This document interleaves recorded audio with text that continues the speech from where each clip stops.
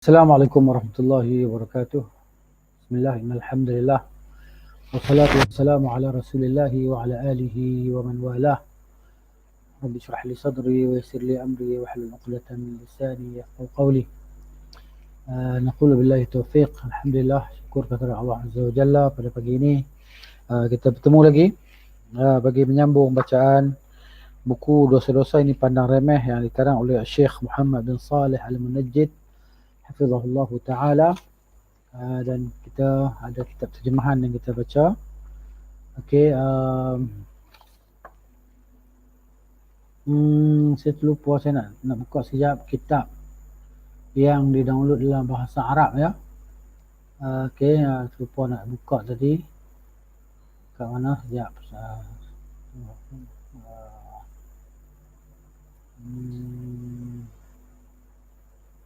Okey, tak jumpa downloads. Okey. Okey, ni. Ini kitab dia.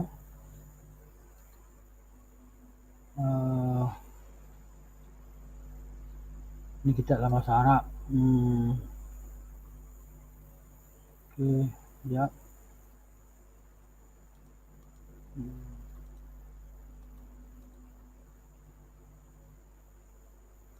Okey. Maksudnya kita sampai kepada berkenaan dengan muka surat 7 ya, muka surat 7. Okey, maknanya menghalalkan yang haram dan mengharamkan yang halal. Okey, dah belum baca lagi ni. Okey. Syirku billah. Kemudian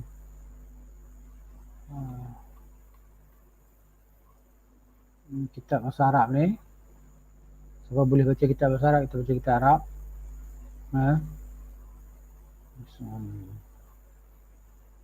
Okey, sihir. Maksudnya kita sampai pada sihir, nazar. Kita dah baca tentang menyembah kubur, syirik menyembah kubur, dah baca. Okey. Siap Okey, tak apa.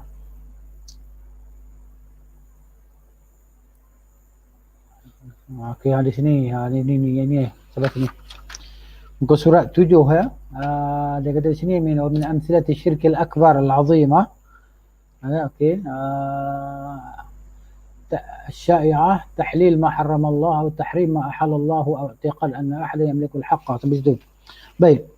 Di sini dia kata termasuk juga syirik paling besar ya, menghalalkan yang haram dan mengharamkan yang halal. Muka surat 7. Yang biasa dilakukan ialah menghalalkan apa yang diharamkan oleh Allah Subhanahu wa taala atau sebaliknya. Sama juga seperti beriktikad bahawa seseorang memiliki hak dalam masalah menghalal dan mengharamkan sesuatu hukum. Ini juga syirik akbar yang menyebabkan seorang itu akan kekal dalam api neraka. Malah termasuk juga berhukum pada perundangan jahiliah. Okey, perundangan jahiliah ni apa dia? Perundangan jahiliah ni perundangan yang selain daripada perundangan Allah Subhanahu wa taala. Jahiliah ni maksudnya yang bukan daripada Islam lah, yang jahil kan. Maksudnya disebabkan zaman sebelum zaman perutusan Nabi SAW sebagai zaman jahiliah.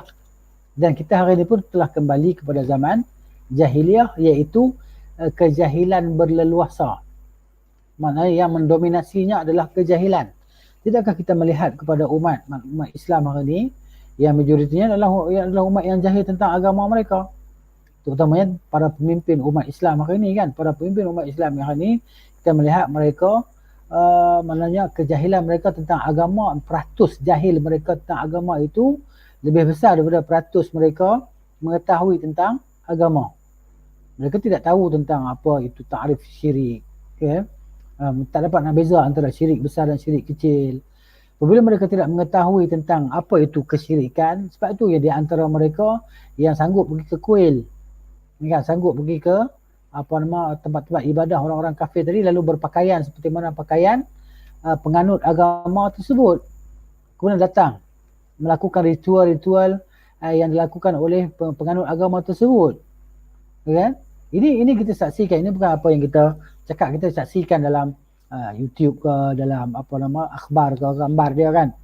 Pakai baju sami, pakai baju keagamaan, pergi ke kuil Hindu untuk buat semata-mata nak meraih undi, nak meraih sokongan.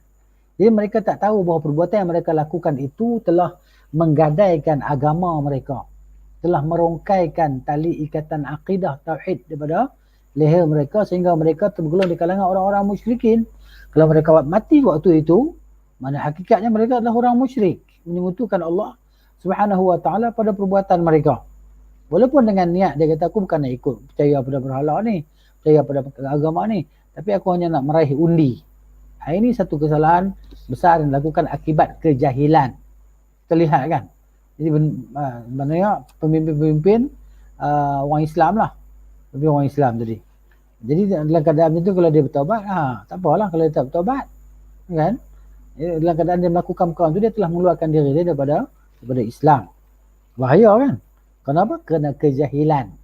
Jadi kita hari ini berada di jahiliyah kurun yang ke-berapa? Kurun yang ke-21. Kan? Kurun yang ke-21 Masihi. Jadi manusia mana kebanyakan adalah umat yang jahil. Atau umat Islam sendiri, kebanyakan mereka tidak mengetahui tentang agama mereka. Sebab tu macam-macam ajaran yang terbit kan, kita tengok baru ni, ajaran apa yang satu perempuan tu dia kata dia dah masuk pergi ke dah jalan dalam neraka Allah Taala, dah jalan dalam syurga apa semua kan. Ini hakikatnya dia dah kafir, dah cakap benda macam ni kan. Dia dah cakap benda macam ni, dah jadi kafir dah. Dah keluar daripada Islam dah. Walaupun dia pakai telekung dan sebagainya, tengok dalam YouTube. Kita baru tengok semalam. Jadi ini bahaya kan. Ini bahaya. Kenapa? Kerana kejahilan tadi. Jadi ramai orang duk mereka-reka perkara-perkara baru dalam agama. Yang ni kita panggil sebagai bid'ah, sama ada bid'ah mukaffirah ataupun bid'ah yang mufassiqah, ataupun yang menyebabkan seorang itu jadi fasik, ataupun seorang itu boleh jadi kafir, keluar daripada Islam, wal-'iyazubillah. Jadi sebab tu Allah sebut dalam Quran, Allah kata wa ma yu'minu aktsaruhum billahi illa wa hum musyrikun. Ini sebagaimana Allah sebut dalam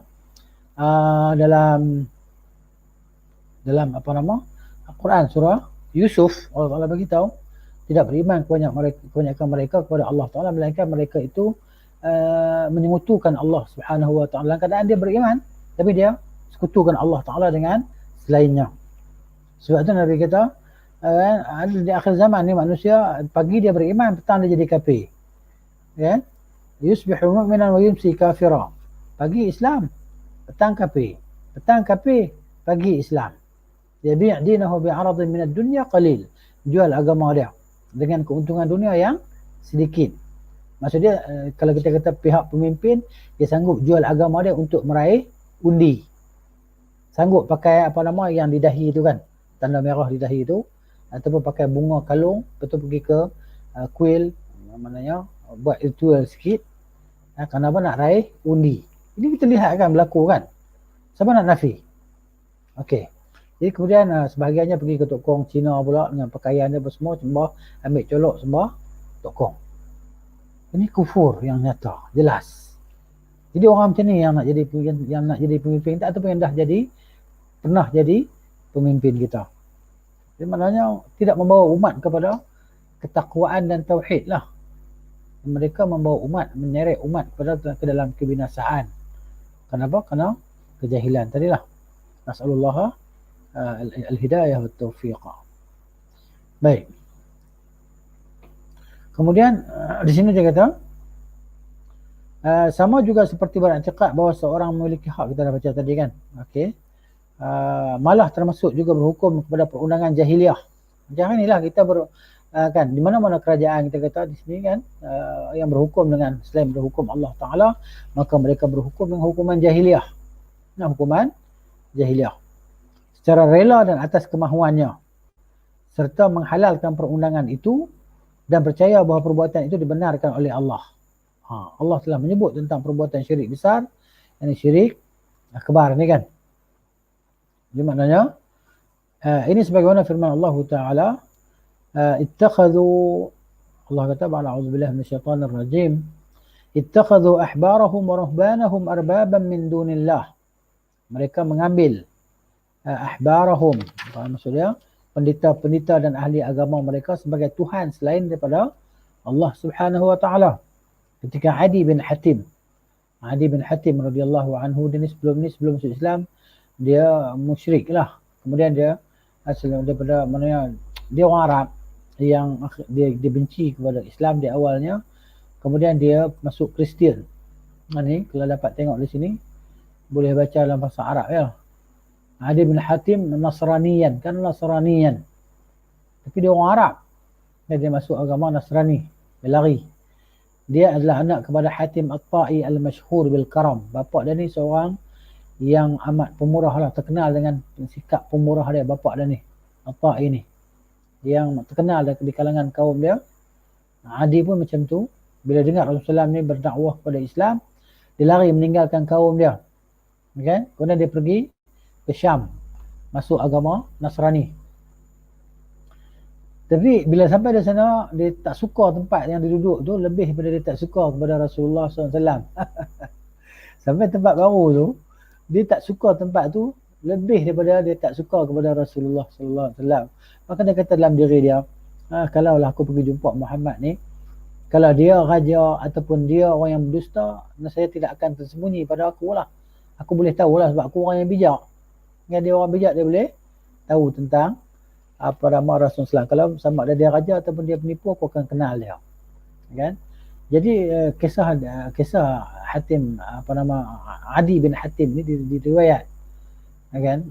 Di antara yang meriwayat ya Abu Ubaidah bin Hudzaifah radhiyallahu anhu, dicerita kisah Islamnya Adi bin Hatim ni. Kita boleh cerita sikit lah sebagai pengetahuan umum kita kan.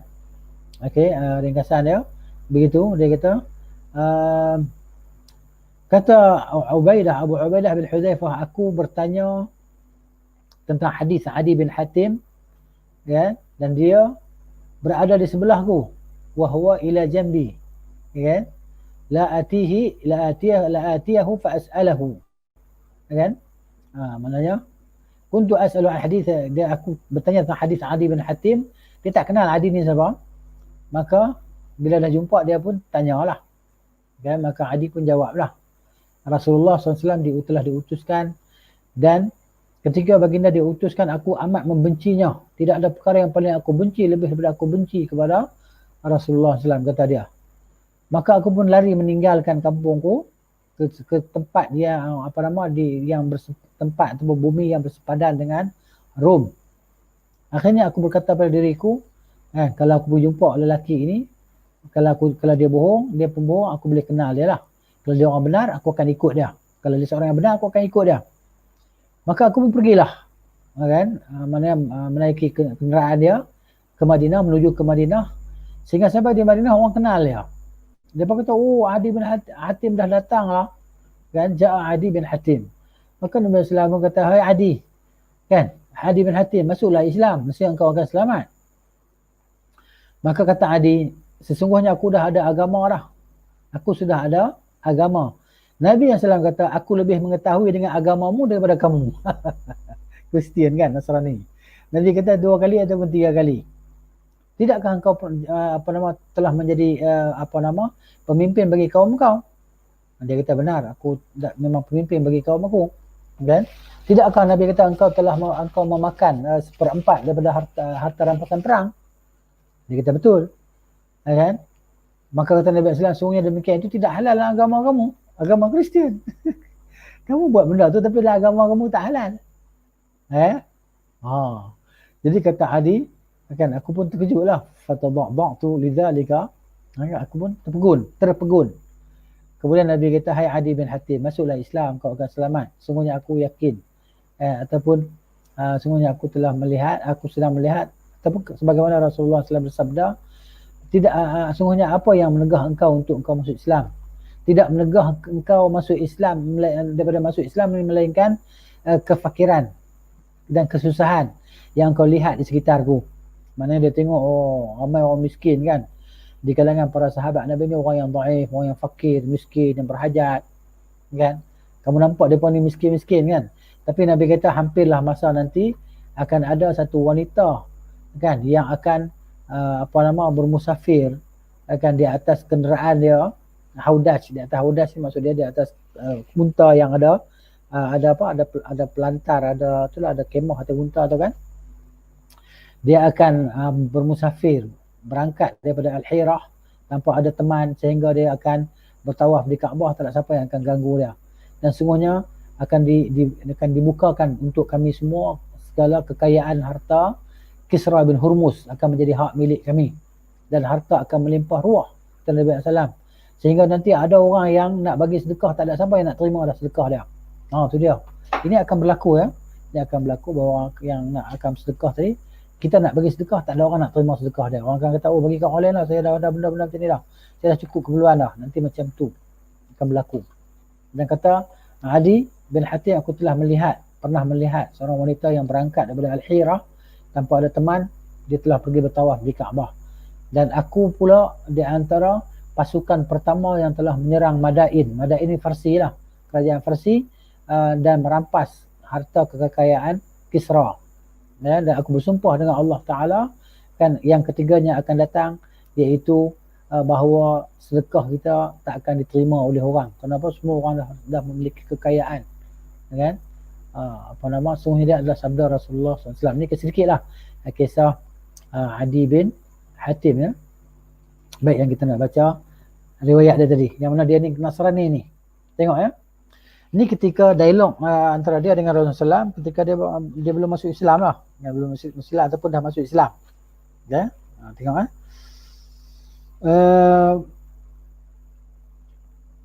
Ketika Adi bin Hatim radhiyallahu anhu mendengar ayat tersebut, ni ayat yang kita baca tadi lah, ittakhadhu ahbarahum wa ruhbanahum arbaban min dunillah, surah At-Taubah ayat 31. Maka Adi pun kata, tetapi golongan Yahudi tidak menyembah mereka, rahib dan pendeta. Jawab Rasulullah sallallahu alaihi wasallam, ajal walakin yuhilluna lahum ma harramallahu fayastahillunahu wa yuharrimunahu alaihim. Ma halallahu fayuharrimunahu fatilka ibadatuhum lahum. Maksudnya benar, Nabi kata Rasulullah. Tetapi orang-orang alim dan pendeta itu telah menghalalkan bagi mereka apa yang diharamkan oleh Allah, sehingga mereka menganggapnya halal. Malah mereka mengharamkan bagi mereka, yakni pendeta-pendeta mengharamkan bagi pengikut mereka lah apa yang dihalalkan oleh Allah, sehingga mereka menganggapnya haram. Mereka ni maksudnya pengikut-pengikut lah. Itulah cara mereka menunjukkan ibadah kepada para alim dan pendeta. Okay? Jadi maknanya itulah dia peribadahan terhadap mereka, mentaati mereka pada apa yang mereka halalkan, apa yang mereka haramkan. Allah juga telah menjelaskan sifat-sifat orang-orang musyrik sebagaimana firman-Nya dalam surah At-Taubah juga ayat 29. Qul a'udzubillahi minasyaitonir rajim. ولا يحرمون ما حرم الله ورسوله ولا يدينون دين الحق. Dan mereka pula tidak mengharamkan apa yang telah diharamkan oleh Allah dan Rasulnya sallallahu alaihi wasallam, serta tidak beragama dengan agama yang benar. Ini orang-orang musyrikin, sifat mereka lah. Dalam ayat yang lain Allah Subhanahu wa taala berfirman, "A'udzubillahi minasyaitonir rajim. Qul ara'aytum ma anzalallahu lakum min rizqin faj'altum minhu haraman wa halala فجعلتم منه حراما وحلالا قل الله فجعلتم منه حراما وحلالا قل الله أذن لكم أم على الله تفترون. Qul, katakanlah kepada kaum yang menggadang-gadangkan sesuatu hukum, adakah kamu sudah nampak baik atau buruknya sesuatu yang diturunkan Allah untuk manfaat kamu itu? sehingga kamu mampu jadikan sebahagian daripadanya haram dan sebahagian yang lain halal. Katakanlah kepada mereka, adakah Allah telah mengizinkan kamu berbuat begitu, atau kamu hanya mencipta hukum secara dusta terhadap Allah Subhanahu wa taala. Banyak lagi lah ayat yang berkaitan dengan ayat ni, di antaranya ayat yang berkaitan surah dalam ni surah An-Nahl, surah An-Nahl ayat 16 ni. Ya. Ni Allah Taala sebut ya. ولا تقولوا لما تصف ألسنتكم الكذب هذا حلال وهذا حرام لتفتروا على الله الكذب إن الذين يفترون على الله الكذب لا يفلحون. Janganlah kamu semua berdusta dengan sebab apa yang disifatkan oleh lidah kamu, ini halal dan ini haram, untuk mengadakan sesuatu yang dusta terhadap Allah. Sesungguhnya orang-orang yang berdusta terhadap Allah tidak akan berjaya. Ini di antara apa yang disebut dalam Al-Quran. Kemudian kita lihat pula tentang sihir dan tilik nasib. Sihir. Mana sihir kan? Termasuk amalan syirik yang banyak berlaku di kalangan umat Islam ialah sihir lah. Ilmu perdukunan dan ramalan umat Islam. Kalau kita di Malaysia Nusantara ni maknanya memang banyak lah benda-benda mistik ni kan, benda-benda sihir ni gitu. Kalau tengok dalam itulah, kalau saya ada buka tengok dalam YouTube, dalam video kan, kita share di sini, kita tengok sini kan macam mana sihir kan. Dikatakanlah dalam video ni, mana video dia, boleh sahabat kita share tak video ni? Mana dia? Ada video tadi. Saya buka balik video tu. Video tentang itulah.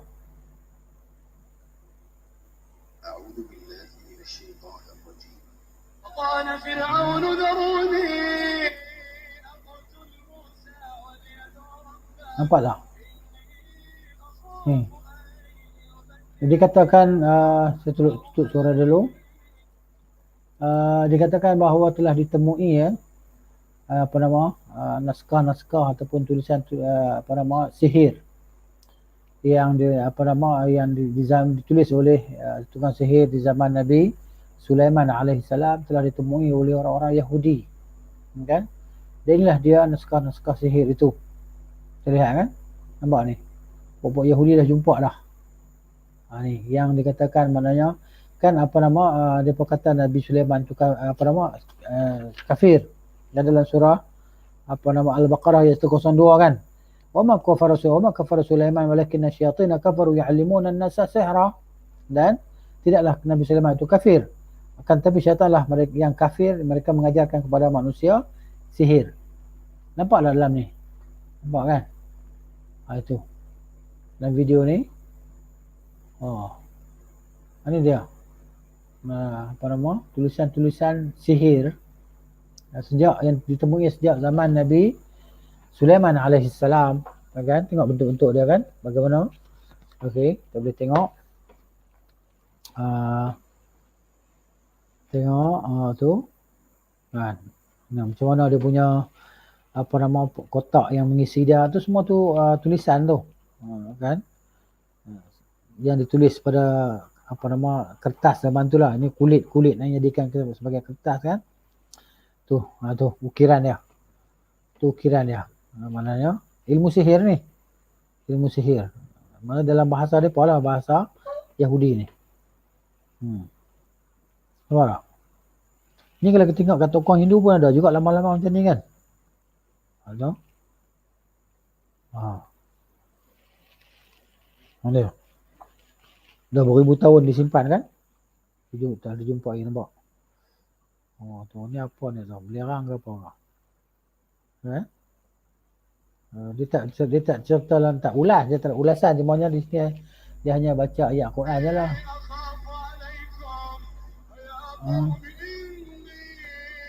Dia baca surah Al-Qasas surah Ghafir.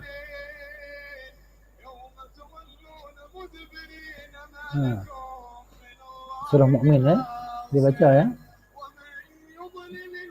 Tengok ya.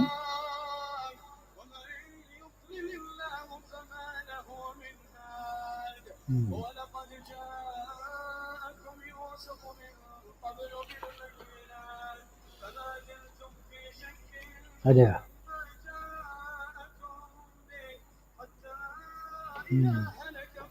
Tak nampak tulisan tu kelabu bahasa Arab. Ni tengok. Tu gambar apa tu? Oh, anjing.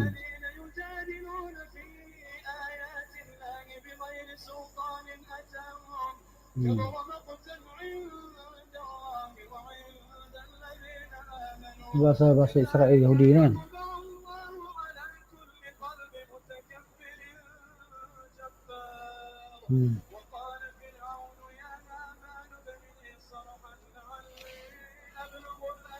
Siapa yang mengajarkan sihir kepada manusia?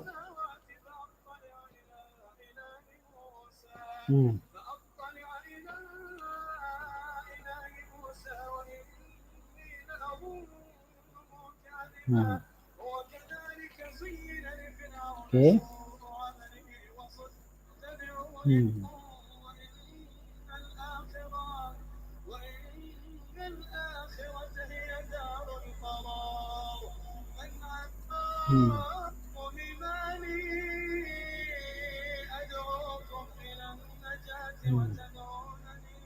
Yang salib ni.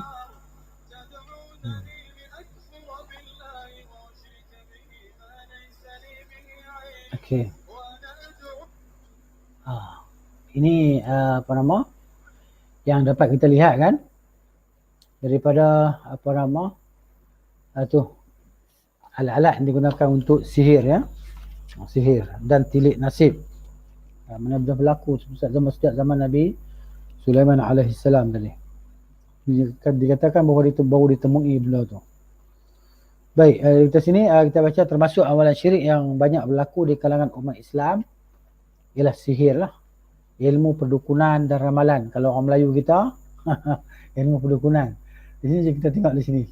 Ke dalam ni. Ni yang saya share kan. Ni. Orang Melayu banyak simpan tangkal azimat.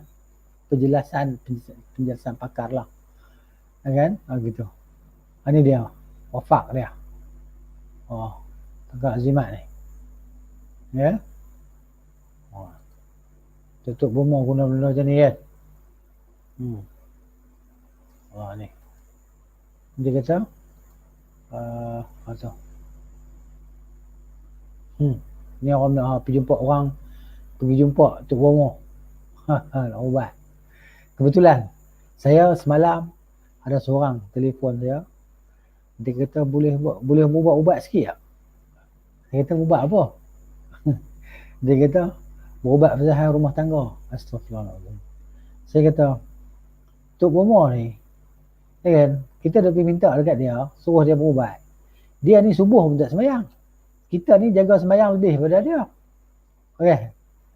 Jadi macam mana kita pergi minta pada orang yang dia dengan Allah Ta'ala pun dia tak kenal, dia jauh pada Allah Ta'ala. Dia siapa nak makbul untuk dia? Akhirnya orang tadi kata, betul juga ya. Bukan betul juga, memang betul sungguh lah. Kan? Jadi maknanya kalau ada masalah rumah tangga ke masalah apa ke, petua dia mudah aja. Ambil wuduk, solat dan bermunajat, berdoa kepada Allah Subhanahu Wa Taala. Allah yang akan hilangkan kesusahan kita, kerana apa yang diberikan kepada kita adalah sebagai ujian untuk kita. Kan? Akhirnya ya kan? Dia rasa dia setuju lah dengan kita kan. Tapi dia ni orang yalah, pernah belajar sekali dulu, belajar di pondok lama dulu. 30 tahun lepas. Belajar pondok kan. Itulah dia kan, di pondok belajar pondok macam tu yalah. Ni cerita dia. Baik ni tangkap-tangkap azimat yang ditunjuk di sini. Tu. Azimat tu. Macam mana tadi?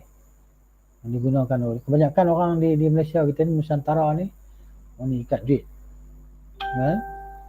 Bukan dia tangkal. Ini di antara apa lah? Di antara tangkal azimat kan? Tu dia. Baik. Dia orang Melayu kita banyak benda-benda macam ni kan. Sikit-sikit nak cari bomoh, sikit cari bomoh. Sekarang ni Bomo pun dah ubah trend dia punya apa? Dia punya cara, kan? Dia orang tak bagi bomo sekarang, dia orang panggil ustaz. Ustaz. Dan kalau kat kampung saya tu, dia jumpa ustaz tu pandai berubah. Ustaz tu pandai berubah. Ustaz tu dia baca apa? Dia baca 3 qul Allah. Tapi balik lega lah. Tapi tengok orang tu janggut pun tak ada. Tak mana sunnah dia, apa yang dia baca. Dia baca ayat Quran. Yalah, kita kata memang dia baca ayat Quran. Tapi sampai tu dia baca apa? Ada tak dia baca apa-apa? Tak dengar lah baca apa. Tak dengar tu lah maknanya. Kan? Jadi begitu. Jadi bagaimana para dukun, para bomoh ini menipu kita kan? Dia baca juga ayat Quran sekerat. Lain tu sampai serapah yang tak difahami lah. Begitu. Baik. Mengenai sihir, ia jelas termasuk perbuatan kufur dan salah satu antara 7 dosa besar yang boleh menyebabkan kebinasaan. Maksudnya kekal dalam neraka jahanam lah. Kafir membuat sihir ni. Sebab tu Umar radhiyallahu anhu dia hukum bunuh ya. Dia disuruh hukum bunuh orang yang buat sihir tadi. Hakikatnya sihir hanya mendatangkan kebinasaan dan sama sekali tidak bermanfaat bagi manusia. Itu dia. Ya. Di antara sihir dia ilmu kebal sebagainya kan. Ni kita tengok ada dalam YouTube tu nak tengok kan orang yang jenis ni kan dia pakai sorban, dia pakai jubah tapi dia kebal. Ambil pisau dia hirih tangan dia tak lut kan. Tapi itulah orang kita ni mudah terpesona, terpedaya dengan penampilan seseorang iaitu dengan berserban, berjubah. Tapi hakikatnya orang-orang itu adalah orang yang musyrik, menyekutukan Allah Subhanahu wa taala. Dia kata kami jadi kebal, kami baca ayat-ayat ni je lah, macam ni lah. Saya pernah jumpa orang lama kan, dulu masa berlaku peristiwa 13 Mei dan apa kan. Jadi dia pun keluarkan ilmu-ilmu yang dia pelajari itu. Di antara ilmu Nasrul Haq. Siapa pernah mendengar ilmu Nasrul Haq itu kan, dia sejenis ilmu mempertahankan diri lah, Nasrul Haq. Makna tu cantik, Nasrul Haq, pertolongan kebenaran kan. Jadi dia buat macam mana tau, ilmu Nasrul Haq ni dia boleh kan buat macam tu pada orang daripada jauh, maka orang akan terpelanting kan. Dia boleh pukul orang daripada jarak jauh kan, 5-6 meter orang tu jauh dari kita dah buat macam tu, dia dah kena tempeling kan. Jadi orang kata kami baca 3 qul ya kursi ya kan. Jadi kita kata kita pun baca juga 3 qul ya kursi. Ada kata kamu baca kamu tak yakin, maknanya habis itu kita orang yang belajar, dia yang tak belajar tu dia boleh yakin pada kita kan. Sebenarnya dia ada perjanjian dengan pihak yang kedua ataupun pihak ketiga kan. Perjanjian apa dia? Okey, kamu nak jadi kebal, kamu nak jadi kuat kan, maknanya kamu nak lawan orang mudah, jadi kamu kena amalkan ayat ini sekian-sekian pada hari-hari tertentu. Kamu kena zikir sekian ribu dan kamu tak boleh tinggal solat jemaah selama 40 hari gini. Dia suruh benda-benda yang baik-baik ini kan, kita nampak zahirnya baik, tapi hakikatnya kita telah mengabdikan diri pada dia.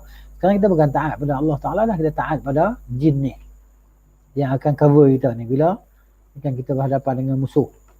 Okay?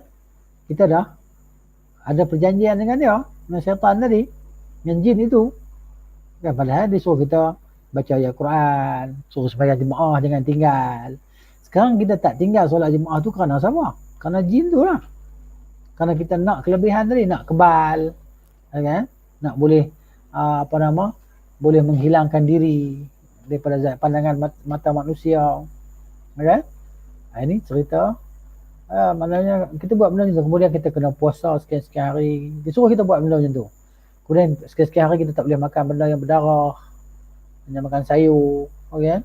Dia ritual-ritual yang biasa diperlakukan lah kan. Jadi maknanya semua itu perjanjian tu. Jadi sebab tu dia baca ayat kursi apa semua tadi, dia baca 3 qul, buat macam tu pun orang dah menggelepar ataupun orang dah terpelanting kan. Jadi boleh kalau nak tengok dalam YouTube kan, buka YouTube tulis itu kat Indonesia berlambak-lambak benda ni kan. kat Indonesia ilmu sihir macam ni berlambak. Ilmu kebal macam ni berlambak kan. Macam begitu. Tapi maknanya pernah saya tengok sekali satu syekh dicabar orang-orang pok-pok ni yang ilmu kebal ni kan. Bila orang nak dekat dia pun tak boleh. Orang nak pergi dekat dia, nak pukul dia, orang tu terpelanting kan. Sekali syekh ni dia maknanya dia mengamalkan zikir pagi dan petang kan. Begitu. Dia semata-mata dia berjalan pergi dekat dengan orang tu, terpelanting-pelanting, terguling-guling orang tu jatuh. Sebab apa? Sebab yang bersama dengan orang tu adalah jin dan syaitan tadi. Jadi gitu maknanya kita peninding diri kita, penahan diri kita kan, adalah dengan zikrullah, zikir kepada Allah Ta'ala, iaitu zikir pada waktu pagi dan zikir pada waktu petang. Dan jangan kita tinggalkan zikir-zikir ini. Ini kita panggil benteng pertahanan kita ataupun hisnu al-muslim. Hisn al-muslim, hisn ni maksudnya benteng, tembok. Muslim, orang Islam lah. Itu zikir pagi dan petang yang kita perlu baca. Jangan tinggal kan, kita baca lah. Paling kurang baca 3 qul, ayat kursi gitu. Baik, seterusnya.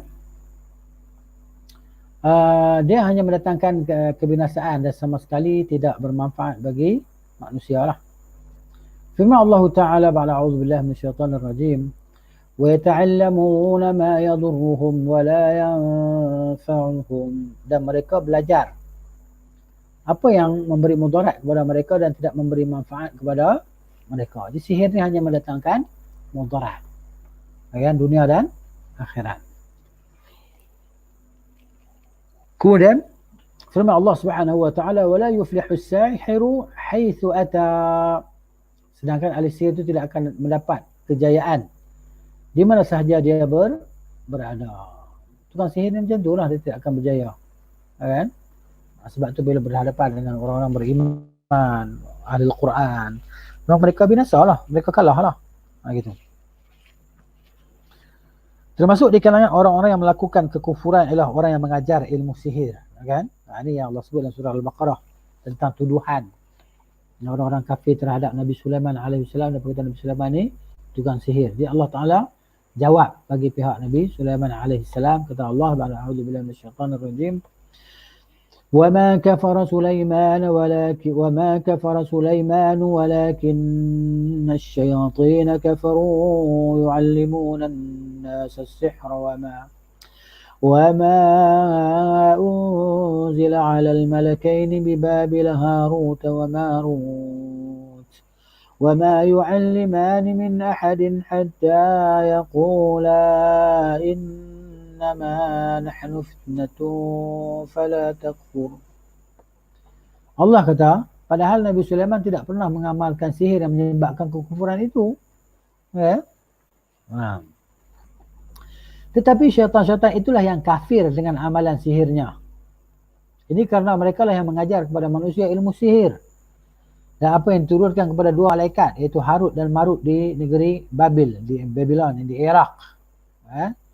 Sedang kedua-dua malaikat itu tidak mengajar seseorang pun melainkan setelah mereka menasihatinya dengan berkata, sesungguhnya kami ini hanyalah cubaan untuk menguji keimanan kamu.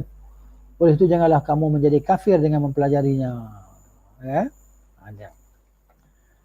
Kemudian Islam telah menetapkan hukum bunuh ke atas orang yang mengamalkan sihir kerana amalannya termasuk perbuatan haram dan jahat. Sampai Islam tadi maknanya menjatuhkan hukuman mati, kan? Kerana buruknya mudaratnya ilmu sihir tadi. Sesetengah golongan yang jahil, sesat dan lemah imannya akan menemui tukang sihir untuk melakukan rancangan jahat mereka kepada orang lain atau membalas dendam. Ini panggil orang Melayu kita yang jahil-jahil lah. Kan? Contohnya geng-geng peniaga nasi lemak. Geng-geng peniaga ni kan. Dia ni tak boleh tengok orang lain lebih pada dia. Kan? Orang lain lebih pada dia, menega macam dia menega, dia tak boleh tengok. Dia kata, aku dah menega nasi lemak, kenapa kamu nak menega nasi lemak juga? Kamu potong rezeki aku. Kan? Kenapa kamu jual nasi lemak kamu 80 sen? Aku jual nasi lemak aku RM1. Jadi maknanya ini yang berlaku realiti di kalangan masyarakat kita. Mungkin ada di antara kita yang pernah dengar peristiwa kisah ni. Saya ada kawan sendiri yang menega nasi lemak. Lama pun dah tak jumpa dia. Kan? Suami isteri menega nasi lemak. Macam tu dia kata. Kan? Jadi Dan sini orang ujung tu orang menegang nasi lemak, sini orang menegang nasi lemak. Jadi sebenarnya kalau dia beriman kepada Allah Ta'ala, dia fikir bahawa rezeki Tuhan tu buat, dia kerja dia hanya sebab, dia tak kisah pun banyak dia dapat hari ni, itulah dia rezeki dia. Kamu menega cari rezeki, aku pun menega sama juga, walaupun menega benda yang sama. Ini hakikat orang Melayu. Tapi kalau kita tengok orang Cina kan, Cina kan, ini berlaku pada diri kita sendiri lah. Kalau kita beli barang dekat dia, contohnya kita pergi hardware, kita minta paku yang 2 inci. Oh, saya tak ada lah, sudah habis lah barang paku ni. Dia pergi kedai sebelah, dia tengok, nampak tak? Ini yang berlaku pada kita tengok kan, macam mana mereka tadi support sama-sama perniagaan dia pun. Yang ni hardware tu pun hardware juga. Tidak, dia takkan, kenapa dia nak kata macam tu? Dia pergi cari kedai sebelah, tengok ada, kalau ada kan, dia promote dia punya kedai kawan dia. Gitu kan, dia pun macam tu, dia pun tolong-menolong kan. Jadi kita ni orang Melayu, kita ni penuh dengan hasad, penuh dengan kedengkian, menipu pun kita ada juga. Rasuah ni, saya cakap lah, rasuah ni kan nak beza Melayu dengan bukan Melayu ni, yang mendominasinya Melayu lah, terutamanya yang bekerja di sektor-sektor yang mudah untuk dapat rasuah kan, tak kira lah jawab awam ke apa ke kan, dia minta pula kan. Jadi kadang-kadang kita pernah tengok dalam YouTube pernah tengok macam mana dia minta duit ke orang kan. Tapi kalau orang macam saya, dia pun tak berani minta lah. Jadi saya pernah kena tahan dengan polis, tapi dia tak berani minta kan. Dia bukan tak berani, dia orang tak nak minta, segan nak minta kat kita kot. Paling kurang dia saman je lah, dia tahan. Encik telah menggunakan telefon semasa memandu. Dia minta lesen, minta IC. Okey, dia sign, dia bagi, dia koyak resit, dia bagi kat kita. Kita pun tak kata apa kan, sebab dia dah ada mata-mata dia duduk tengok bawah jambatan dan sebagainya. Kita pegang handphone, kita buat kesalahan. Jadi tak apalah, kita bayarlah saman. Dia tak minta kat kita. Kalau ada sebagian orang macam kawan saya, kena minta kan. Kalau naik motor topi keledar, tak pakai tu topi keledar, tak ikat tali topi keledar ni, ditahan kan. Lepas tu dia kata jadi dia minta maaf kan. Dia kata maaf saja tak boleh, jadi bayar duit kopi sudah. Berapa ringgit? Dia kata duit kopi, bagilah RM50. Dia kata kopi apa encik? Apa jenis kopi encik? RM50. Kopi apa? Starbucks pun tak sampai RM50 secawan kan. Kawan tu marah, dia kata kamu layan buruk macam tu, minta duit kan. Ni nak kata rasuah. Dia rosak negara kita ni sebab rasuah. Kalau orang bawah makan rasuah, semua makan rasuah, sampai ke atas makan rasuah, habis cerita lah. Jadi kita dengar macam-macam lah. Ini bukan kita reka-reka, ini bukan setakat saya seorang yang mendengar atau mengalami. Saya ingat orang yang mendengar dia pun dia juga mengalami kan. Orang yang jenis ambil rasuah ni, dia pun memang tak ada sifat malu dah. Dia pun tak ada sifat malu dah. Dengan Tuhan tak malu, tambah dengan manusia lagi dia pun tak malu kan. Gitu, nak je duit makan macam tu. Dia tak tahu benda tu benda yang haram. Inilah dia gejala rasuah tadi kan. Kenapa? Kerana itulah pendidikan agama tadi tidaklah tara mana kan. Sejak daripada bangku sekolah, agama ni nak solat je lah kan tu. Sehingga kan sebahagiannya nak masuk kerja tertentu tu, habis SPM. Kenapa? Kerana kawan dia beritahu, aku duit banyak kan. Duit dalam wallet ni maknanya bukan duit gaji tak kacau pun. Sebenarnya macam tu kan. Nanti ada orang kata kita tuduh-tuduh pula. Ini bukan tuduhan, ini realiti yang berlaku ya. Siapa nak nafi? Sehingga orang tengok satu tu lah, maknanya kan orang jadi benci, meluat kan. Baik.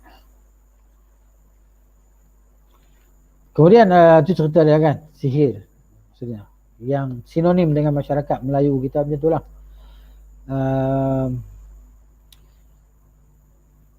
Termasuk perbuatan haram dilakukan oleh setengah golongan ialah menemui tukang sihir untuk memohon pertolongan kepadanya agar dijauhi daripada belenggu sihir yang menimpa dirinya. Berjumpa untuk bomo untuk merongkai sihir. Ini pun satu juga masalah. Kan? Sepatutnya apa yang perlu dia lakukan? Sepatutnya dia kena mengadu kepada Allah dan memohon agar disembuhkan penyakitnya dengan kalamnya, yang dengan Al-Quran, seperti membaca Muawwizat, surah Al-Ikhlas, Al-Falaq, surah An-Nas dan sebagainya. Ini yang sepatutnya kita kena buat. Orang kita tadi kan beramal dengan ayat Quran, menggunakan Quran sebagai benteng, ubat dan sebagainya. Begitu. Tapi tidak. Jumpa tu bomoh. Kan? Jadi orang semalam tu saya kata dekat dia, yalah kita jumpa bomoh, kan? Mungkin benda tu berkesan. Tapi berkesan 2-3 hari, 4-5 hari ataupun sebulan, apabila habis pengeras yang kita bayar tu, habis pengeras dia, dia jadi balik macam dulu. Sebab dia punya perjanjian dengan syaitan dia macam tu kan. Kamu buat kerja sekian-sekian, bila habis tempoh ni, maka biarkan dikacau pula. Kan? Macam tu, begitulah seterusnya. Jadi orang ni akan berjumpa bomoh tu, akan jumpa bomoh ni kan. Jadi orang Melayu kita ni yang jahil-jahil ni kan, terutama kampung-kampung ni sinonim dengan untuk bomoh ni, dukun ni, begitu. Tukang sihir. Saya ketika berperjalanan dulu lama berjalan pergi balik ke utara, ikut jalan kampung, jalan kampung sebelah Kulim kan, ikut kampung apa nama belah kampung, nak balik ke Pulau Kuala Nerang tu kan, lalu ke apa nama Kulim, lepas tu lalu ke Berpulas, semua daerah tu, lepas tu ke kampung Sungai Tiang, situ banyak kampung Siam. Dan kita lihat di tepi-tepi jalan tu kan akan ada macam signboard kecil kan, signboard kecil yang ditulis di situ, dia ke lorong dalam tu dia tulis di sini ada bomoh Siam. Subhanallah. Kan. Jadi kita tengok ni dia kalau kita balik lalu ke jalan kampung lah, belah Sungai Tiang belah sana tu ada kampung Siam. Orang Siam, orang inilah kan. Di situ. Di sini ada bomoh Siam. Orang tu sini ada bomoh Siam. Banyak bomoh Siam di sini. Gitu. Maknanya dia buat signboard itu, ada orang pernah pergilah, orang Melayu pergilah, sebab tu dia tulis Melayu, dia tak tulis Siam.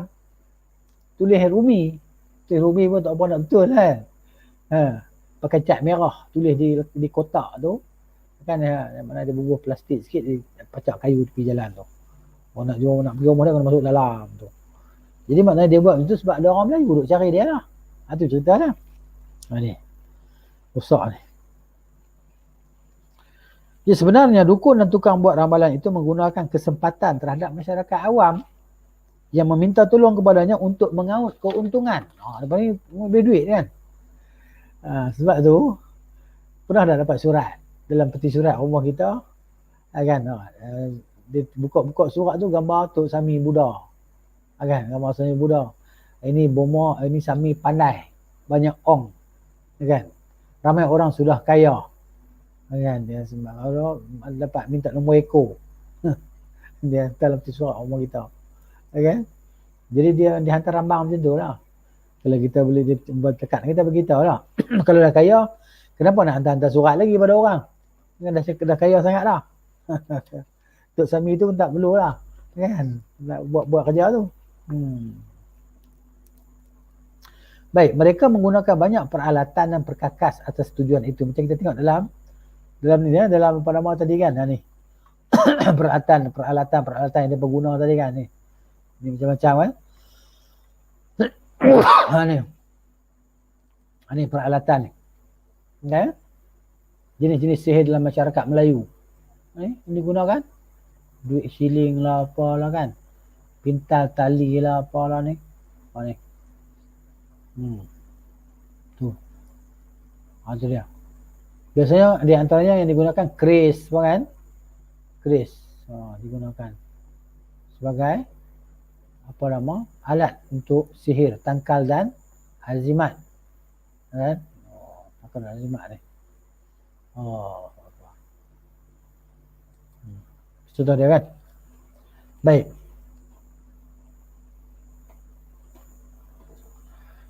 Antaranya membuat garisan di atas tanah, memukul lubang siput, meramal, garisan di tapak tangan, buah guli cermin dan sebagainya.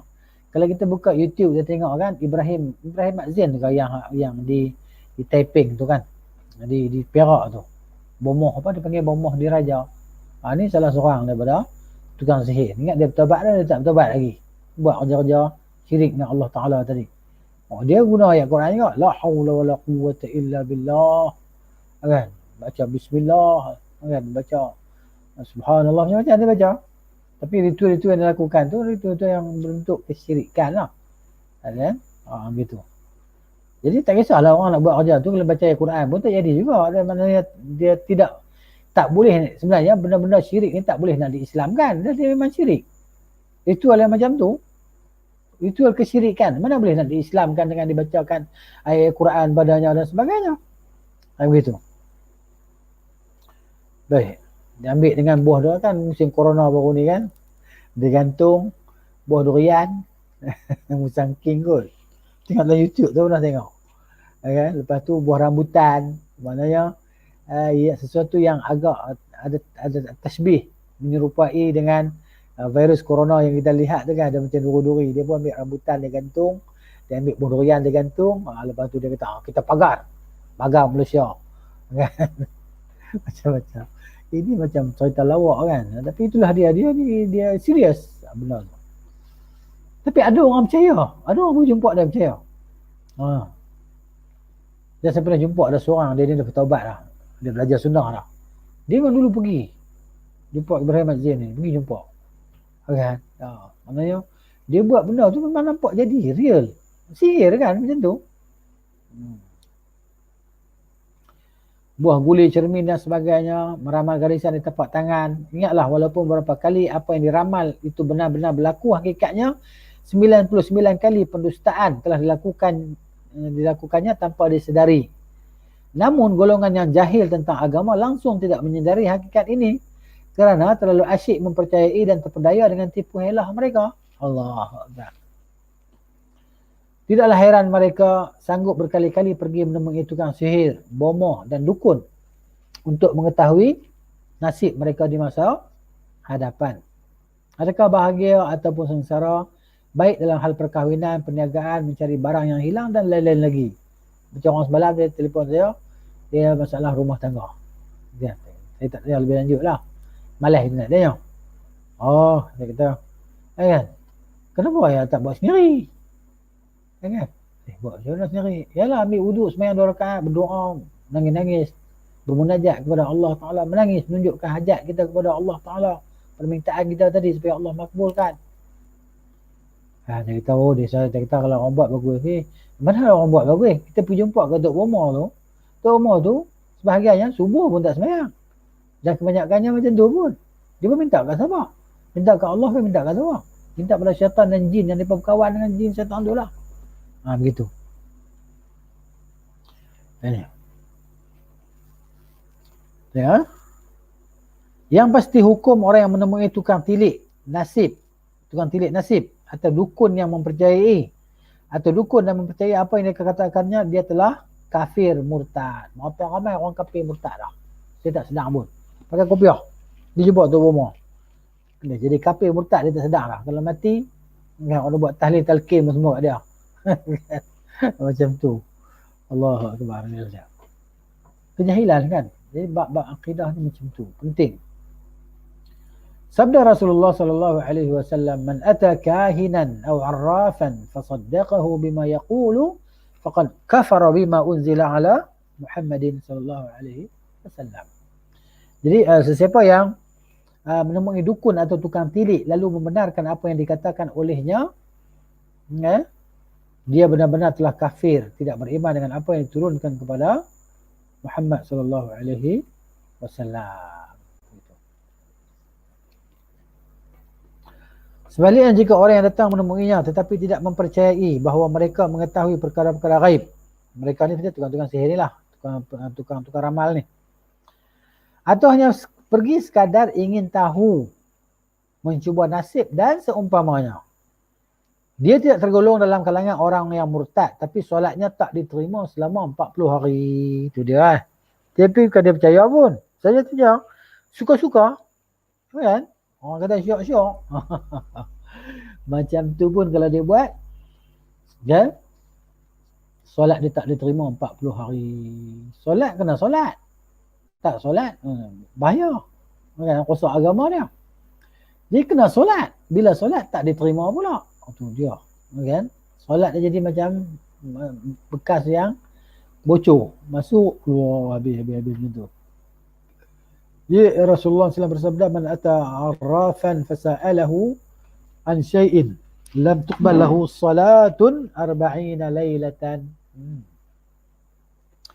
Barang siapa yang datang menemui arrafan, yakni tukang tilik.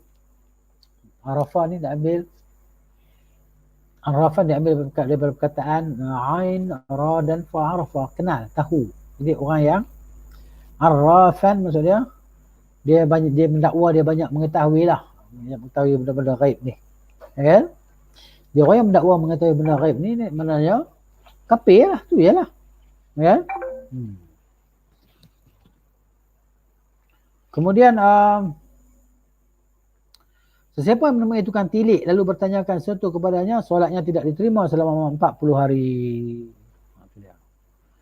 Ya, ini perkara-perkara haram yang menyebabkan seorang itu boleh terkeluar daripada Islam. Kemudian percaya bintang dan cakrawala membawa sial. Bintang. Kan dulu teringat masa kecil-kecil tu, teringat masa sekolah rendah dulu kan. Sekolah rendah ni kawan-kawan rajin buka. Kan di bilik guru ni kan ada surat khabar kan. Surat khabar apa? Utusan Melayu, berita harian. Tak ingat lah surat khabar apa, tapi tu lah utusan Melayu, tak ingat lah. Sekolah rendah dulu lah, masa sekolah rendah. Kan? Tapi ingatlah, kawan-kawan ni akan pergi bilik guru, pengawas biasanya akan pergi bilik guru, akan ambil apa nama surat khabar. Jadi budak-budak ni tahu tak, surat khabar dia pun suka tengok apa, kalau sebagian budak lelaki ni pun suka tengok belakang-belakang tu sukan, bola. Okay, suka baca yang tu. Kemudian satu lagi, budak-budak perempuan, lelaki pun ada, suka buka apa, yang page cerita tunjuk tentang wanita, apa dia panggil apa, ramalan kelahiran, bintang bintang ni dia akan jadi gini, dia akan jadi gini, dia akan jadi ramal. Itu adalah kekufuran dan kesyirikan. Jadi mana kita kecil-kecil benda tu dah diajar macam tu, tak diredahkan bahawa benda itu adalah benda yang membahayakan akidah dan merosakkan akidah. Kan? Kecil-kecil kan? Sekolah dah jam 4, jam 5, jam 6. Biasanya jam 5 dan jam 6 lah, cerdik sikit macam tu. Sampai hari ni wallahu ta'ala alam. Akhbar ni tak tahu lah, sebab kita tak pernah baca akhbar, tak pernah beli pun. Nak baca khabar, tengok dalam internet je lah. Buka Google, tahulah berita apa hari ni kan. Gitu. Dan mereka pun dah buat. Maknanya tajuk tu kita tahulah peristiwa apa berlaku hari ni tu. Detail kita tak tahulah. Nak kena beli surat khabar pula. Baik. Zaid bin Khalid al-Juhani radhiyallahu anhu berkata, Rasulullah sallallahu alaihi wasallam telah mengerjakan solat subuh bersama kami ketika di Hudaybiyah. Ketika itu masih ada rintik-rintik hujan yang turun di malam harinya. Setelah berganjak dari tempat duduknya, baginda menghadap ke arah para sahabatnya lalu bersabda, Hal tadruna madza qala rabbukum? Kamu semua tahu tak apa yang telah dikatakan oleh Tuhan kamu? Qalu, para sahabat berkata, Allahu wa rasuluhu a'lam. Hanya Allah dan Rasulnya saja yang mengetahui. Ya, Rasul tahu sebab Allah Ta'ala bagi tahu. Ya. Qala, kata Nabi SAW, asbaha min ibadi mu'min bi. Asbaha min ibadi mu'minun bi. Kata Allah Ta'ala, pagi ini ataupun berpagi-pagi ada di antara hamba-hambaku yang beriman kepada aku. Wa kafirun, dan ada yang kafir pada aku, kata Allah. Bila waktu pagi ni ada yang beriman, ada yang kafir. Kan? Ada orang beriman, ada orang kafir. Ada orang yang kafir. Fa amma man qala, adapun mereka yang berkata, mutirna bi fadlillah wa rahmatihi. Kita telah diturunkan hujan ke atas kita dengan kelebihan kurniaan Allah Ta'ala dan rahmatnya. Fadzalika mu'minun bi. Maka demikian itu orang yang beriman denganku, kata Allah. Kafirun bil kaukab, yang kafir dengan planet-planet ni, cakrawala ni. Kafir macam mana? Yang sebagai orang menganggap bahawa cakrawala ni dia mampu untuk mengubah keadaan, masa dan sebagainya, kedudukan, banjir ke, kemarau ke, kan, musim panas ke, musim hujan ke. Dia berkata dengan sebab bintang sekian.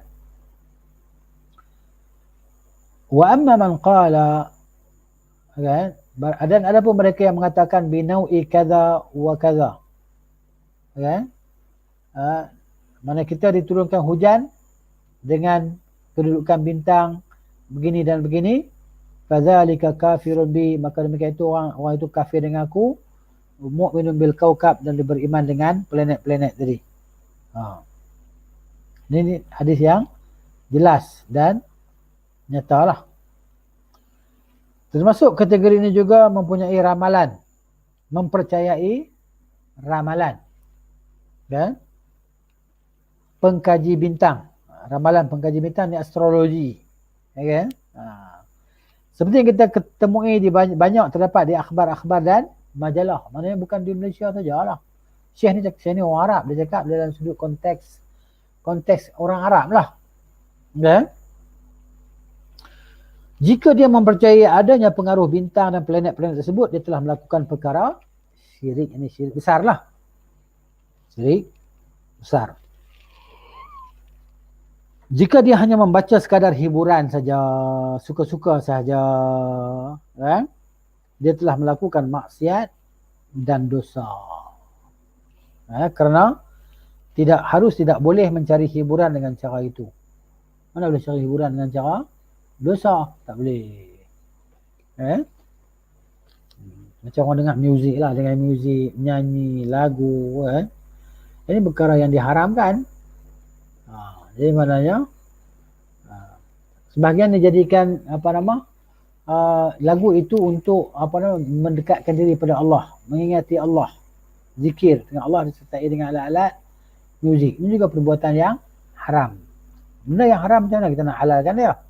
Dengan diletakkan ayat Quran dan sebagainya, mana boleh muzik disertai dengan ayat Quran.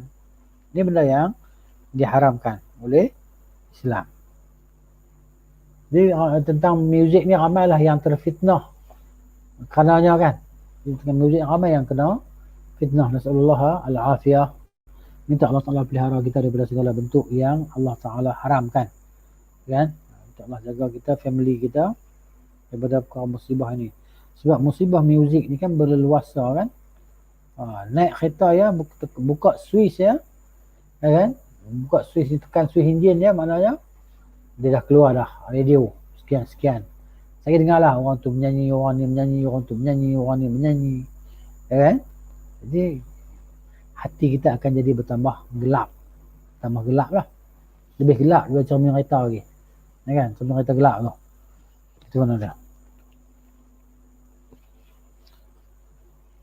Kemudian di samping itu, kadang-kadang syaitan berusaha menggoda jiwa manusia sehingga ia benar-benar percaya kepada perkara-perkara syirik itu. Sebab itulah membacanya termasuk salah satu cara dan jalan menuju kepada kesyirikan. Baca aja tentang bintang ni, siapa lahir bintang ni, dia akan jadi gini, dia akan jadi gini, dia akan jadi begini, kan. Baca saja pun dah berdosa. Kenapa? Kerana ia adalah jalan menuju kepada kesyirikan yang besar lah. Kemudian termasuk syirik juga mempercayai adanya manfaat pada sesuatu yang tidak dijadikan oleh Allah. Seperti kepercayaan setengah orang terhadap azimat. Tentang azimat, kan. Tentang azimat. Ini orang Melayu kita ni sinonim benda ni. Mentera-mentera berunsurkan syirik, kesyirikan tadi. Allahu Akbar. Kemudian kalung diperbuat daripada tulang belulang, gelang logam dan sebagainya. Jadi itulah. Ni kalau kita pergi, kadang-kadang kita pergi masjid, nampak benda ni, kan. Saya pernah tengok di masjid, bangla pakai gelang, bangla pakai gelang, kan, yang dibuat dari tali yang dipintal. Kemudian cincin dah tulis-tulis ada wafak tulis tu, kan, cincin tu tadi, garis-garis macam tu. Jadi saya tanya, kamu ni datang solat, tapi kamu buat syirik dengan Allah Ta'ala. Kamu nampak kamu pakai macam ni, kan, untuk apa ni? Ini untuk ubat, dia tahu, untuk ubat. Jadi kita kata Allah tidak menjadikan padanya sebagai ubat pun, kerana kamu tanggalkan. Tidak, kamu rugilah kamu datang solat berjemaah bila kamu melakukan kesyirikan pada Allah Ta'ala. Allah kamu sembah, selain Allah Ta'ala pun kamu minta. Macam mana? Ini dia.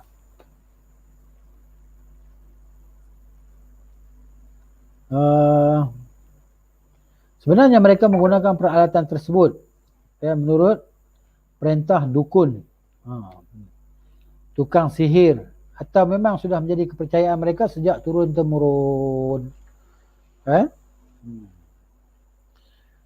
Kerana mereka sanggup memakai menggantung barang-barang yang telah dijampi di leher-leher mereka atau anak-anak mereka sebagai syarat penolakan penyakit ain.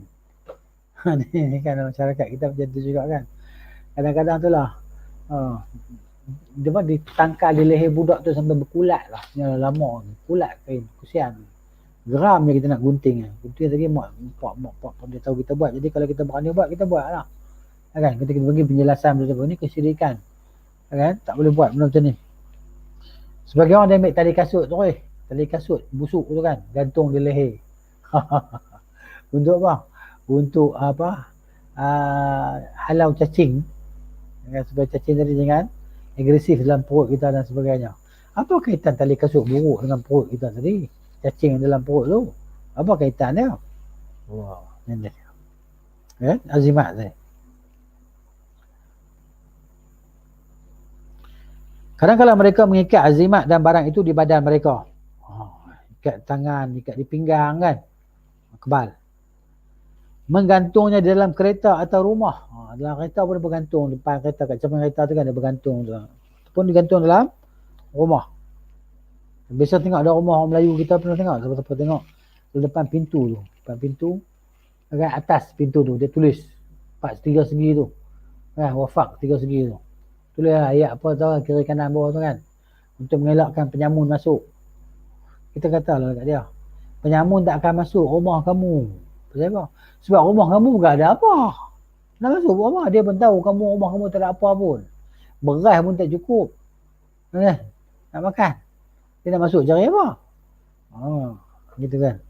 Jadi maknanya dah jadi macam tu. Bagaimana syaitan menyesatkan mereka.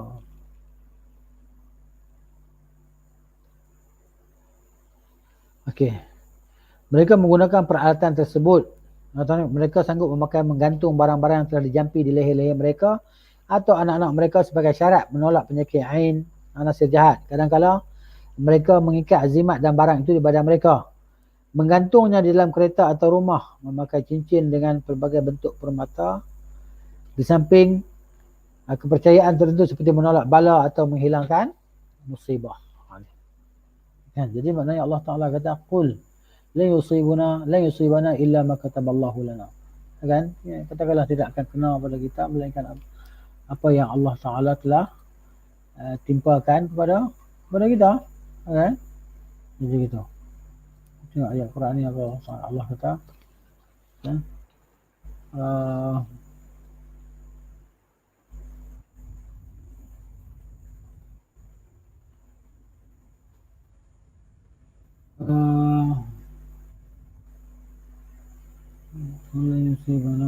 Ni surah ni. Surah nombor 9, surah Taubah ayat 51. Kan?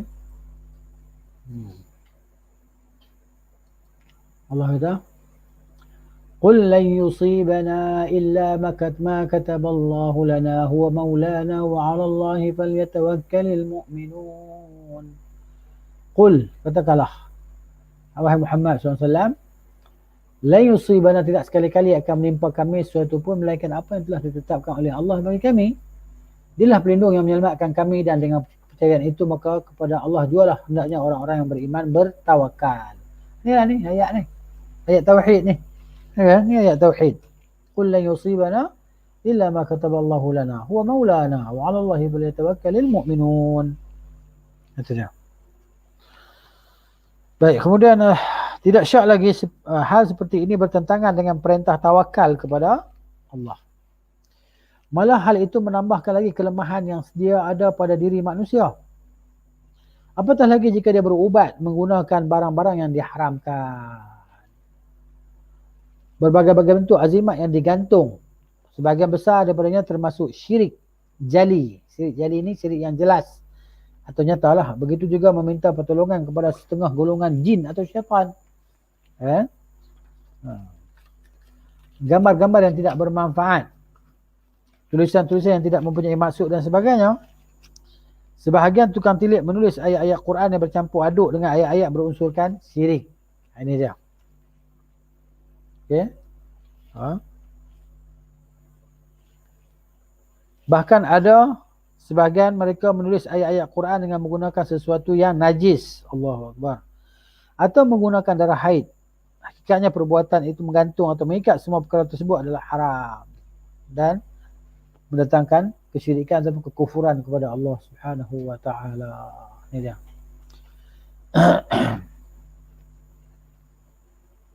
Kemudian orang yang melakukan perbuatan itu jika dia mempercayai bahawa perkara itu ada hadis sebelum kita baca. Sabda Rasulullah SAW, man 'allaqa tamimatan faqad asyraka. Barang siapa yang menggantung azimat, maka sesungguhnya dia telah melakukan perbuatan syirik. Pakai tangkai. Dan dia telah melakukan kesyirikan kepada Allah Subhanahu wa taala. Baik. Sana ada hadis hadis Imran bin Husain, kalau ini saya tengok tadi. An Imran bin Husain radhiyallahu anhu anna Nabi sallallahu alaihi wasallam ra'a rajulan fi yadihi halqatun min sufrin. Hadis Imran bin Husain radhiyallahu anhu dia kata bahawa Nabi sallallahu alaihi wasallam melihat di tangan seorang lelaki ada gelang ataupun cincin daripada tembaga. Cincin daripada tembaga. Faqala ma hadha? Ya. Maknanya Nabi kata, apa ni? Qala minal wahinati. Dia kata ini termasuk di antara perkara yang melemahkan musuh. Kalau musuh namanya serang kita, dia jadi lemah. Minal wahinah. Kan? Mana kita jadi siapa yang nak buat jahat pada kita, dia akan melemah. Tak lawat. Kan? Tak kuat. Faqala, maka kata Nabi SAW, inzi'ha, tanggalkan dia. Cabut dia, Nabi kata. Tanggalkan dia. Fa'innaha la taziduka illa wahnan, sesungguhnya ia tidak akan menambahkan kepada engkau melainkan kecelakaan, keburukan. Fa'innaka, sesungguhnya engkau, lau mutta, jika engkau mati, wahya alaika, sedangkan ia berada pada engkau, kan? Ma aflahta abadan, engkau tidak akan berjaya selama-lamanya. Maknanya tempat engkau dalam neraka lah, tu dia cerita dah. Kan? Baik. Orang yang melakukan perbuatan itu jika dari sini jika dia mempercayai bahawa perkara itu boleh mendatangkan manfaat atau mudarat dengan sendirinya, bukan dengan kekuasaan Allah, dia termasuk di kalangan orang yang melakukan syirik besar. Faham poin ni kan? Penggan ni. Jika dia hanya mempercayai bahawa perkara itu hanya sebagai sebab. Nampak tak? Dia kata tak ada apa ni, sebab je. Okay? Yang boleh mendatangkan manfaat, padahal Allah tidak menjadikannya sebagai sebab. Dia telah terjerumus ke dalam kategori pelaku syirik kecil atau dikenali sebagai syirik asbab. Bahaya juga. Kan? Syirik kecil adalah perantara ataupun wasilah kepada syirik besar. Habis tu masuk pula dalam seterusnya riak dalam beribadah. Ini juga dosa-dosa yang dipandang remeh lah, kan? Tapi dia adalah dosa besar lah. Dosa besar. Baik, kata Syekh di sini hafizahullah taala, antara syarat penerimaan amal soleh adalah bersih daripada unsur riak, yakni menunjuk. Ini syarat untuk diterima amalan kita ni. Kan? Antaranya adalah ikhlas. Selain daripada mengikuti Rasul sallallahu alaihi wasallam, maka kena ada ikhlas. Maka barulah amalan kita akan diterima di sisi Allah Subhanahu wa taala. Serta menepati dia kata di sini kan, syarat penerimaan amalan soleh mesti bersih, yang ikhlas. Yang kedua menepati sunnah Rasulullah sallallahu alaihi wasallam. Orang yang melakukan ibadah bertujuan agar dilihat oleh orang ramai, maka dia telah terjerumus kepada perbuatan syirik kecil dan amalannya. Ya, dan amalannya akan menjadi sia-sia sahaja. Umpamanya mengerjakan solat agar dilihat oleh orang ramai. Jadi amalan dia hanya sia-sia, tak ada pahala padanya. Okay? Bahkan mendatangkan dosa. Dalam dosa ya. Baik, kita lihat dalam firman Allah Ta'ala, "A'udzubillahi minasyaitonir rajim. Innal munafiqina yukhadi'una Allah wa huwa khadi'uhum. Innal munafiqina yukhadi'una Allah wa huwa khadi'uhum. وإذا قاموا إلى الصلاة قاموا كسالى يراءون الناس ولا يذكرون الله إلا قليلا." Innal munafiqin, semuanya orang-orang munafik, yukhadi'un Allah, mereka menipu Allah. Dengan khud'ah. Khud'ah ni apa dia? Penipuan. Mereka ingat dia boleh nipu Allah lah. Kan? Wa huwa khadi'un, dan Allah yang membalas penipuan mereka. Kan? Jadi Allah yang balas penipuan tu, maksudnya penipuan mereka patah balik kepada mereka lah. Gitu. Fa idza qamu ila salati, mereka apabila mereka bangun untuk mendirikan salat, qamu kusala, mereka bangun dalam keadaan malas, kusala, malas. Ini sifat orang-orang munafiqin. Yura'unan nas, mereka hanya memperlihatkan kepada manusia amalan-amalan yang mereka lakukan. Wala yadhkurunallaha, dan mereka tidak mengingati Allah Ta'ala illa qalilan, melainkan hanya sedikit saja. Ini ciri orang-orang munafiqin. Mereka ingat Allah tapi sikit. Kan? Tadi pun tak beriman pun, hakikatnya mereka tak beriman pun kepada Nabi SAW. Jadi nifaq itu adalah menyembunyikan kekufuran dan menzahirkan Islam. Dia lebih berat daripada kufur lah, sebab tu dia jadi kerak api neraka.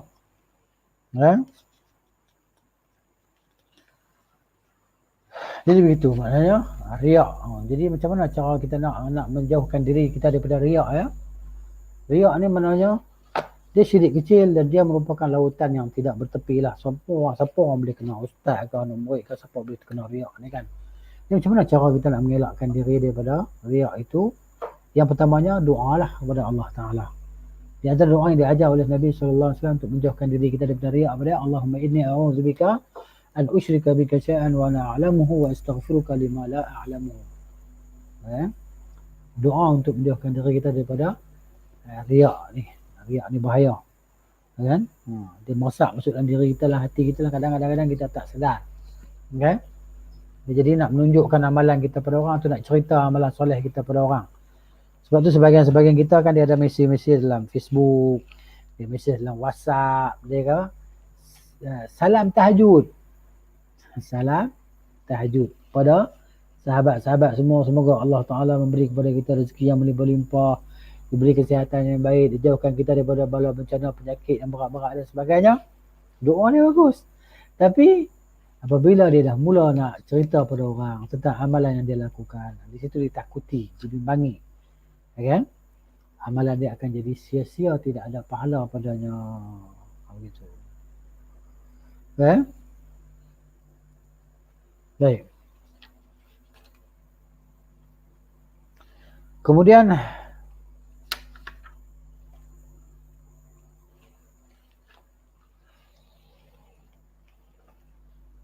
begitu juga jika seseorang melakukan suatu ibadah bertujuan agar amalannya itu diceritakan atau bacaannya didengari oleh orang ramai.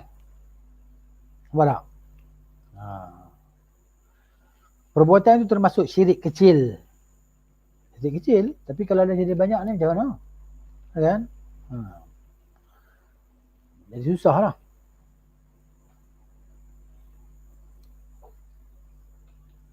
Ya.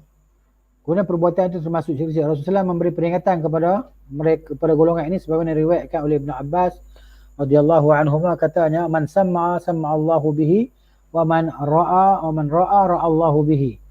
Siapa yang melakukan sum'ah supaya perbuatannya didengar oleh orang lain, Allah pasti akan memperdengarkan aibnya pada orang ramai. Siapa yang melakukan perbuatan semata-mata riak, menunjuk-nunjuk, Allah pasti menunjukkan aibnya kepada orang ramai. Bila sesiapa yang melakukan suatu ibadah tapi dia lakukan hanya untuk mendapatkan pujian manusia, di samping mengharapkan keredaan Allah, amalan itu juga menjadi amalan juga menjadi sia-sia. Seperti sebagaimana dinyatakan dalam sebuah hadis kursi. Ya. Ana aghna syuraka 'an syirki man 'amila 'amalan asyraka fihi ma'i taraktuhu wa syirkahu. Dia kan aku adalah yang maha kaya kata Allah dan tidak memerlukan sekutu. Siapa yang melakukan suatu amalan dicampuri unsur syirik kepada aku pasti tinggalkan dia dan tidak akan menerima amalan syiriknya itu. Ini jelas hadis kursi kan. Pada sesiapa yang melakukan amal soleh, tiba-tiba terdetik dalam hatinya perasaan riak. Tetapi dia terlalu bencikan perasaan yang timbul itu dan berusaha melawan dan menyingkirnya. Amalannya itu tetap sah. Maknanya sah dan dia tu selamat daripada riak. Berbeza pula jika dia hanya berdiam diri apabila timbulnya perasaan riak itu, tidak berusaha untuk menyingkirkannya, malah perasaan itu, malah melayani perasaan itu. Menurut jumhur majoriti ulama, amalan yang dilakukan itu terbatal dan menjadi sia-sia. Allahu Akbar. Ya? Amalan tu batal, tak dapat pahala, jadi sia-sia sahaja. Kemudian dosa yang seterusnya adalah tiyarah, iaitu ramalan. Tiyarah maknanya ramalan. Jadi kita berhenti dulu di sini kan, insyaAllah. Kalau ada siapa-siapa ada soalan? Ada soalan? Tak ada kot? Tak ada, okey. Tak ada, kita berhenti dulu. Allahu ta'ala alam bissawab. Subhanakallahumma bihamdika asyhadu an la ilaha illa anta astaghfiruka wa atubu ilaik. Assalamualaikum warahmatullahi wabarakatuh.